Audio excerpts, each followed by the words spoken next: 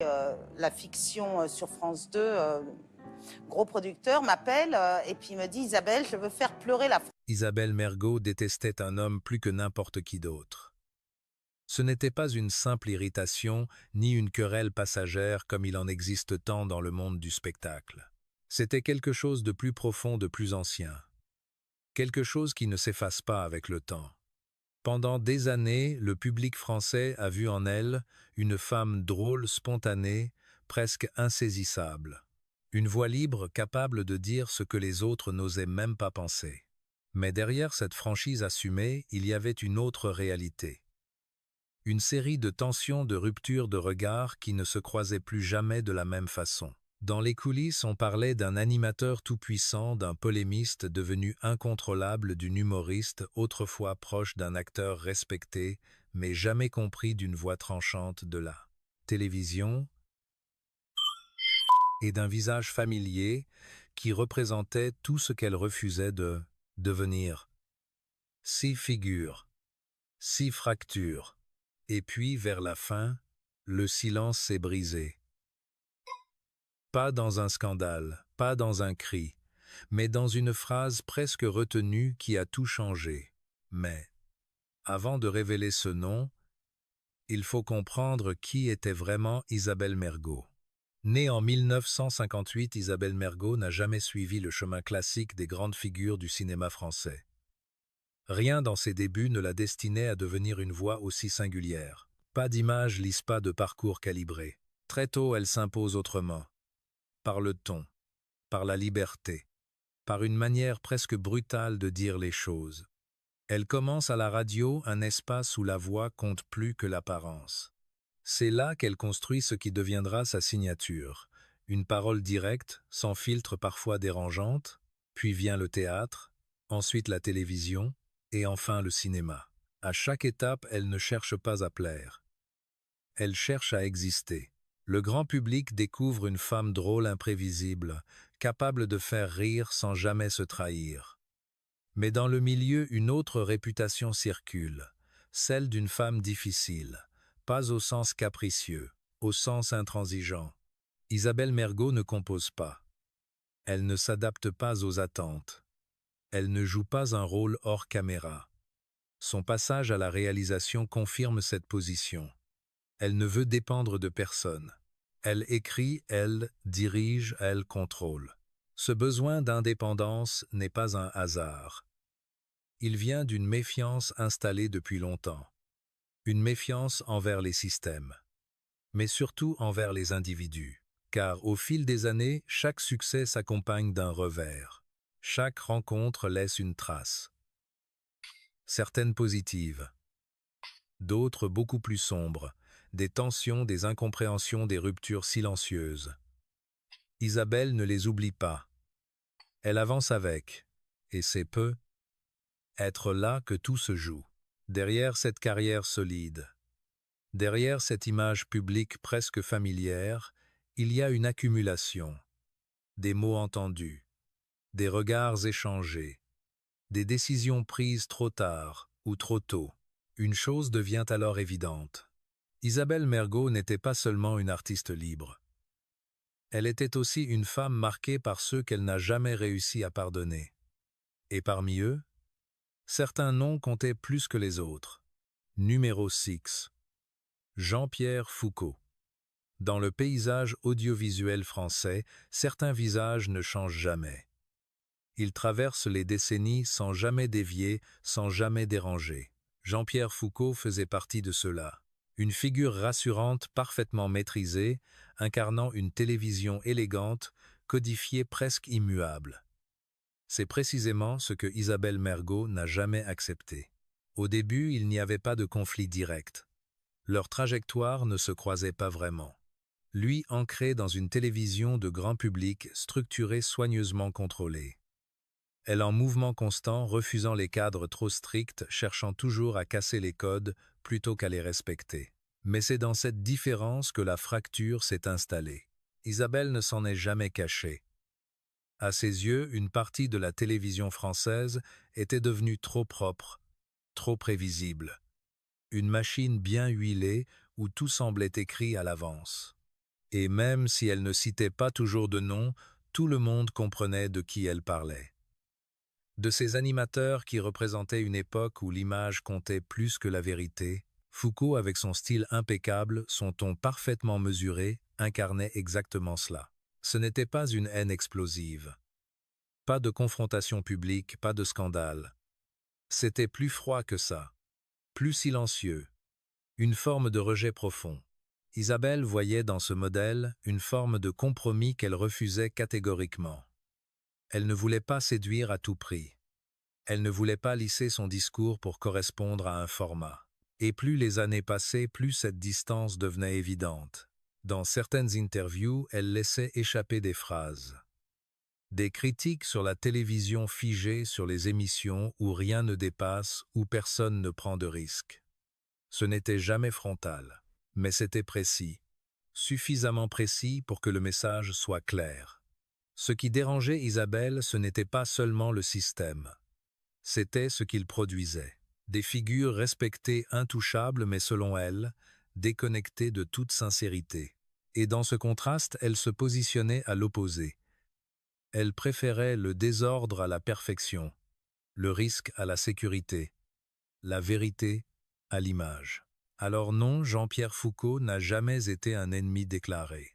Mais il représentait quelque chose que Isabelle Mergo rejetait profondément. Une manière d'exister dans ce métier qu'elle ne pouvait pas accepter. Et parfois, ce genre de rejet est encore plus fort qu'une véritable dispute. Numéro 5. Christine Angot. Contrairement à certaines oppositions silencieuses, celle-ci avait une texture différente, plus nerveuse, plus imprévisible, parce qu'elle se jouait dans un espace où tout pouvait déraper à tout moment. Le plateau de télévision. Christine Angot n'était pas simplement une invitée ou une chroniqueuse. Elle était une présence, une voix capable de couper, d'interrompre, de déséquilibrer une discussion en quelques secondes. Une manière de parler qui ne cherchait pas à convaincre mais à imposer. Et c'est exactement ce que Isabelle Mergo ne supportait pas. Le problème n'était pas une phrase en particulier, ni même une émission précise. C'était une manière d'exister à l'écran. Isabelle croyait au conflit, oui. Elle n'a jamais fui les désaccords. Mais pour elle, il y avait une frontière, une ligne invisible entre le débat et l'attaque personnelle. Et dans son regard, Angot franchissait cette ligne bien trop souvent. Dans cet univers dominé par les échanges rapides, les interruptions, les silences lourds, Angot s'imposait comme une figure presque incontrôlable. Et autour d'elle, tout devenait plus tendu, plus fragile. Les invités se refermaient. Les discussions perdaient leur équilibre. Isabelle observait cela avec distance, mais aussi avec une forme de rejet.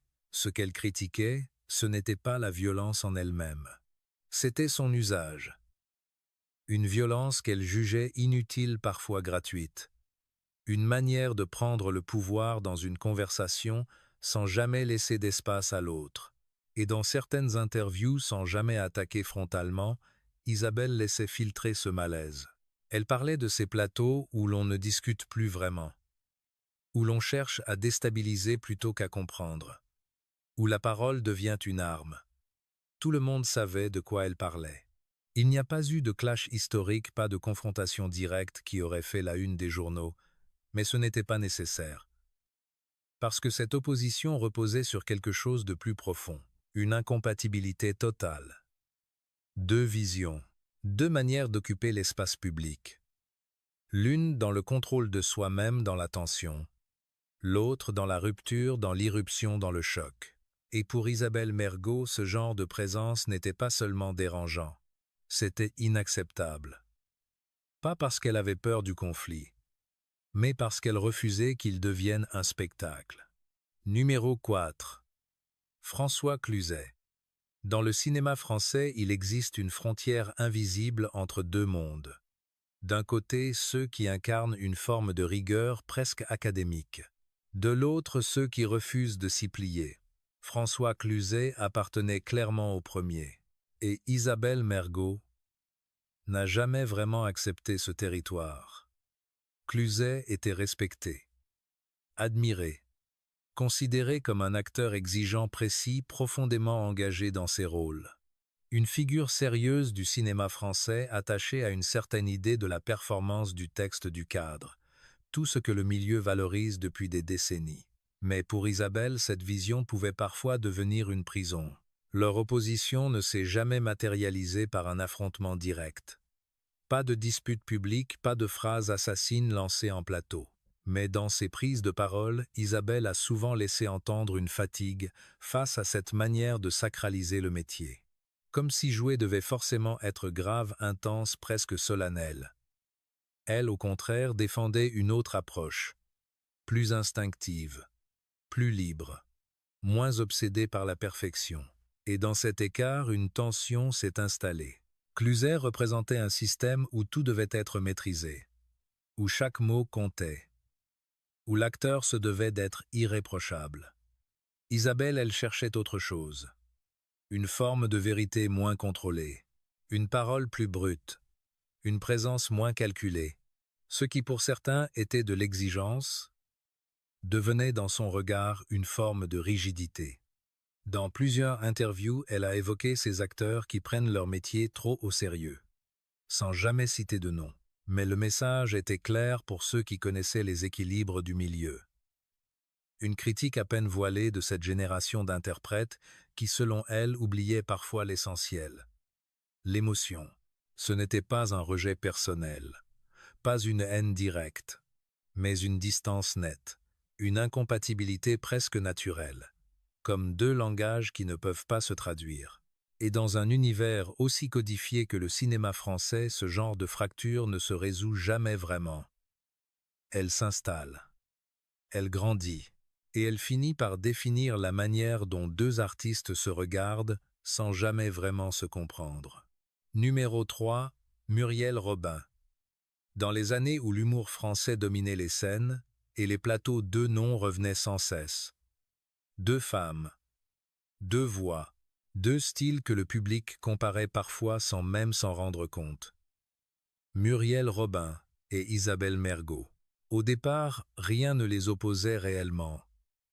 Elles appartenaient à la même génération, partageaient un terrain commun, celui de la comédie, avec cette capacité rare de capter l'attention sans artifice. Mais très vite, une ligne s'est dessinée. Muriel Robin construisait ses performances avec une précision presque chirurgicale. Chaque mot, chaque silence, chaque respiration avait un sens. Une mécanique maîtrisée, reconnue, applaudie. Elle incarnait une forme d'excellence structurée. Isabelle, elle avançait autrement. Moins dans le contrôle, plus dans l'instinct, moins dans la perfection, plus dans la vérité brute. Et c'est là que la comparaison est devenue un problème. Car dans le regard du public et des médias, il fallait choisir. Opposer, classer. Qui était la plus forte, la plus marquante, la plus légitime? Une pression silencieuse s'est installée, alimentée par les plateaux, les interviews, les attentes. Isabelle n'a jamais revendiqué cette rivalité. Trop soucieux de correspondre à ce que le public attendait d'eux. Là encore, aucun nom. Mais une cible évidente pour ceux qui connaissaient les dynamiques du milieu. Leur distance n'était pas faite de cris ou de scandales. Elle était plus subtile, plus froide. Deux trajectoires parallèles qui ne se croisent plus vraiment. Deux visions de l'humour qui ne cherchent plus à se rejoindre. Et avec le temps, cette absence de lien est devenue une forme de rupture. Pas de trahison. Pas de moment précis où tout bascule. Juste une accumulation. De comparaison, de silence, d'incompréhension. Ce genre de rivalité est particulier, parce qu'il ne laisse aucune trace visible, mais il transforme profondément la manière dont deux personnes existent l'une face à l'autre. Et parfois, ce n'est pas la haine la plus violente qui marque une vie. C'est celle qui ne s'exprime jamais vraiment. Numéro 2. Éric Zemmour. Avec certains noms, il n'y a plus de nuances possibles, plus de distance confortable. La tension est immédiate, frontale, presque inévitable. Éric Zemmour faisait partie de ces figures qui divisent avant même de parler. Et pour Isabelle Mergo, la fracture était claire. Contrairement aux autres oppositions, celle-ci ne reposait pas sur un malentendu ni sur une différence de style. Elle était idéologique, profonde, irréconciliable. Zemmour ne cherchait pas à séduire. Il cherchait à imposer. Ses prises de position souvent tranchées, parfois provocatrices, occupaient l'espace médiatique avec une force que peu pouvaient ignorer. Il parlait fort longtemps et sans jamais reculer. Isabelle, elle ne pouvait pas rester silencieuse face à cela. Dans ses interventions, elle a plusieurs fois laissé transparaître son rejet de certaines visions qu'elle jugeait dures, excluantes, éloignées de ce qu'elle considérait comme essentiel. Ce n'était pas une réponse ponctuelle. C'était une position constante, une ligne qu'elle ne franchissait jamais. Et lorsque ces deux univers se croisaient même indirectement, la tension devenait palpable. Ce qui rendait cette opposition particulière, c'était son caractère public. Il ne s'agissait plus de sous-entendus ni de critiques voilées. Le désaccord existait visible, assumé. Isabelle ne cherchait pas à attaquer une personne. Elle attaquait une manière de penser. Mais dans ce type de confrontation, la frontière disparaît rapidement. Zemmour représentait tout ce qu'elle refusait. Une parole qu'elle jugeait dangereuse. Une influence qu'elle ne voulait pas voir s'installer sans réponse. Et pourtant, il n'y a jamais eu de véritable face-à-face décisif. Pas de moment unique où tout explose. Juste une accumulation de prises de position, de déclarations de silence lourds. Mais parfois, c'est suffisant. Parce que certaines oppositions ne se règlent pas dans un débat. Elles s'installent dans le temps. Elles deviennent une évidence. Une certitude. Et pour Isabelle Mergo, Éric Zemmour n'était pas simplement un adversaire d'idées. Il était une limite. Une ligne qu'elle ne franchirait jamais. Numéro 1, Laurent Ruquier. Tout au long de sa carrière, Isabelle Mergo a croisé des personnalités fortes, des figures influentes, des visages qui comptaient. Mais aucun n'a concentré autant de tensions, autant de non-dits que Laurent Ruquier. Et pourtant, tout avait commencé autrement. Ruquier lui avait ouvert les portes de ses émissions. Des plateaux suivis exposés où la parole circulait vite, où les invités devenaient des personnages. Isabelle y venait avec ce qu'elle était. Directe, libre, imprévisible. Et au début, cela fonctionnait. Mais progressivement, quelque chose s'est fissuré. Ce que Ruquier maîtrisait parfaitement, c'était la mécanique du débat. Relancer, provoquer, pousser les invités à se dévoiler davantage. Aller chercher l'attention, la faire monter, la rendre visible. Un art du spectacle. Une manière de transformer chaque échange en moment marquant. Et c'est précisément là que Isabelle a commencé à reculer. Pas physiquement, pas publiquement, mais intérieurement. Elle ne supportait pas cette impression d'être utilisée comme un élément de mise en scène. Cette sensation que la parole n'était plus libre mais guidée, orientée, presque piégée. Ce n'était plus une conversation, c'était une construction. Dans plusieurs interviews, elle a laissé entendre ce malaise. Elle parlait de ces émissions où l'on fabrique des moments, où l'on pousse les invités à dire plus qu'ils ne voudraient, où l'intime devient un outil. Elle ne citait pas toujours de nom. Mais tout le monde savait. Leurs échanges à l'écran devenaient plus tendus, plus courts, moins naturels. Ce n'était pas un conflit explosif, pas de rupture spectaculaire, mais une distance qui ne cessait de grandir. Ruquier continuait son rôle. Impeccable, maîtrisé. Et Isabelle, elle s'éloignait, parce que pour elle, il y avait une ligne, une limite invisible entre ce qu'on partage et ce qu'on refuse d'exposer. Et dans cet univers, cette limite n'était pas toujours respectée. C'est peu. Être pour cela que vers la fin, lorsqu'elle a évoqué cet homme qu'elle ne pouvait pas supporter, le doute n'était plus vraiment permis. Ce n'était pas le plus bruyant, ni le plus violent, mais c'était celui qui avait franchi la seule chose qu'elle ne pardonnait jamais. La frontière entre sincérité et mise en scène. À première vue, la vie de Isabelle Mergo pourrait sembler simple à raconter. Une carrière riche, des succès reconnus, une personnalité forte qui a marqué le paysage culturel français pendant des décennies. Une femme libre, drôle, directe. Une voix que le public n'a jamais oubliée.